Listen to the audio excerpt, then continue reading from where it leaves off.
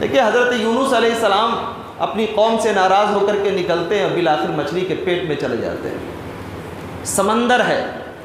سمندر کی گہرائی ہے، تہبتا گہرائی، تاریکیاں، اور پھر مچھلی کا پیٹ، اس کے اندر پکار اٹھتے ہیں، لا الہ الا انت سبحانک انی کنت من الظالمین۔ بظاہر یہ دعا ہے، ہم بھی پکارتے ہیں، مکان اور دکان پر بہت ساری جگہوں پر اس کو باضابطہ طور پر لکھ کر کے رکھتے ہیں، لیکن ان دعا کی اہمیت کو کبھی نہیں سمجھا۔ نبی کریم صلی اللہ علیہ وسلم فرماتے ہیں کہ وہ مچھلی والے یعنی حضرت یونس علیہ السلام کی دعا کو کرنے کے بعد اگر بندہ اللہ تبارک و تعالیٰ سے کوئی دعا کرتا ہے تو اللہ تبارک و تعالیٰ اس کی دعاؤں کو قبول فرماتا ہے۔ مچھلی کے پیٹ میں حضرت یونس علیہ السلام گئے ہیں، چاروں طرف دیکھ رہے ہیں، کوئی راستہ دکھائی نہیں دے رہا۔ میرے دوستو، کہتے ہیں لوگ کہ جتنے کرب سے حضرت یونس علیہ السلام گزرے اتنے کرب سے کسی پیغمبر، کسی رسول کو گزرنا نہیں پڑا۔ آپ یہ سوچئے کہ اگر کوئی جیل کے اندر بھی ڈالا جاتا ہے، تھوڑی سی جگہ ہوتی ہے، تو کم سے کم وہ سورج اگر نہیں دیکھ پاتا ہے تو دن اور رات کا اس کو احساس ضرور ہوتا ہے۔ جیل کی بند کوٹری کے اندر موجود ہے تو کم سے کم وہ کھڑا تو ہو پاتا ہے، لیٹ تو پاتا ہے، کوئی راستہ تو ضرور ہوتا ہے، زندگی کا احساس ضرور ہوتا ہے کہ میں کسی ایسی جگہ پہ موجود ہوں جہاں انسانوں کے بیچ میں لوگ ہیں، لوگ آ رہے ہیں جا رہے ہیں، لوگوں کی آہٹ سنائی دیتی ہے، کبھی چاند کی روشنی، کبھی سورج کی روشنی، کوئی نہ کوئی ایسا ذریعہ ضرور ہوتا ہے۔ اگر کوئی ذریعہ موجود نہ ہو تو جیل کے اندر کم سے کم بلب کی روشنی سے یہ پتہ تو لگتا ہے کہ ہم کسی ایسی جگہ میں رہ رہے ہیں جہاں انسان کا کوئی کارنامہ، کوئی آلہ یہاں پہ کام دے رہا ہے۔ لیکن اللہ اکبر، حضرت یونس علیہ السلام ایسی جگہ ہے نہ جہاں نہ کوئی بلب کی روشنی ہے،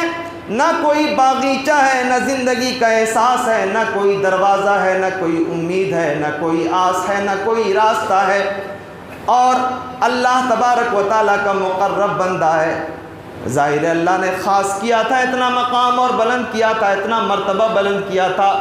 لیکن ذرا سا اپنی قوم سے ناراض ہو کر کے واپس چلتے ہیں، سوچتے ہیں کہ ہم نجات کا راستہ ڈھونڈ رہے ہیں، فرار کا راستہ ڈھونڈ رہے ہیں، سمندر پار کر کے باہر جانا چاہتے ہیں۔ اللہ تبارک و تعالیٰ پورا پاسا ہی پلٹ کے رکھ دیتا ہے،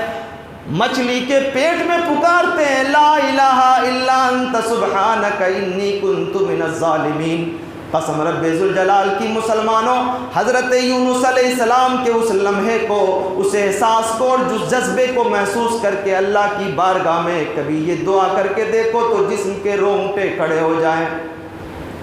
ہماری زندگی کی سچائی یہ ہے کہ ہماری نماز کے اندر دعاؤں کے الفاظ، ہماری زندگی کے اندر دعاؤں کے الفاظ، مسجد میں داخل ہونے کی دعا، نکلنے کی دعا، پڑھنے کی دعا، تشہد کی دعا، قعود کی دعا، سجود کی دعا، ہاتھ اٹھا کر مانگنے کی دعا، صرف لپ سروس کر رہے ہیں، یعنی دعا پڑھ رہے ہیں، دعا کو سمجھ میں نہیں آ رہا ہے۔ امام بھی اگر دعا کر رہا ہے، مقتدی آمین آمین کر رہا ہے، لیکن اسے پتہ نہیں کہ امام صاحب کیا دعا کر رہے ہیں اور ہم آمین کیوں بول رہے ہیں۔ بعض دفعہ تو امام صاحب کو بھی معلوم نہیں ہوتا کہ ہم جو پڑھ رہے ہیں اس کا مطلب کیا ہے، تو مقتدی کیا سمجھیں گے۔ میرے دوستو، دعا کے لیے یہ ضروری ہے کہ آپ کے دل کے اندر اس کے معنی و مفاہیم کے الفاظ اترتے چلے جائیں۔ ظاہر ہے جس پروردگار عالم سے جو مانگ رہے ہو آپ کو پتہ نہیں ہے کہ ہم کیا مانگ رہے ہیں، تو آپ کیا مانگ رہے ہیں یہ خود بھی پتہ نہیں۔ اللہ فرماتا ہے، لا الہ الا انت سبحانک انی کنت من الظالمین۔ میرے بندے نے ایک ایسی کوٹری کے اندر، ایک ایسی تاریکی میں ہمیں پکارا تھا جہاں اسے کوئی سراغ نہیں دکھائی دے رہا تھا۔ فرمایا کہ اے اللہ، تیری ذات پاک ہے، تو اعلیٰ ہے، تو خالق ہے، تو مالک ہے، سارے عیوب سے پاک ہے، اللہ میں ہی ظالم تھا۔ یہ جو احتساب نفس کا جذبہ ہے نا، انسان اپنے اندر جھانکنے کا جو احساس ہے، یہ ہمارے اندر سے مفقود ہو گیا۔